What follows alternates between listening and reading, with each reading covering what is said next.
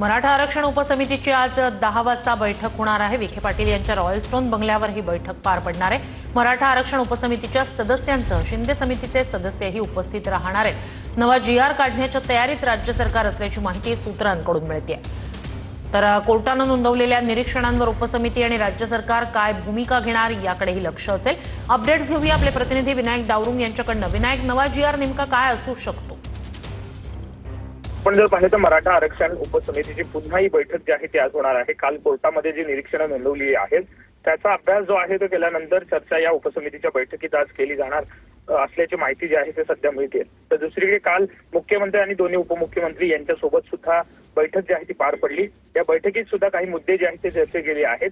नवा जीआर काढायचा व त्याचा ड्राफ्ट जो आहे तो कसा बनवायचा याबाबतची चर्चा जी आहे आजच्या उपसमितीच्या बैठकीत जी आहे ते होणार आहे। त्यामुळे कुठेतरी सरकारकडून सुद्धा हालचालींना वेग जो आहे तो आलेला आपल्याला पाहायला मिळते।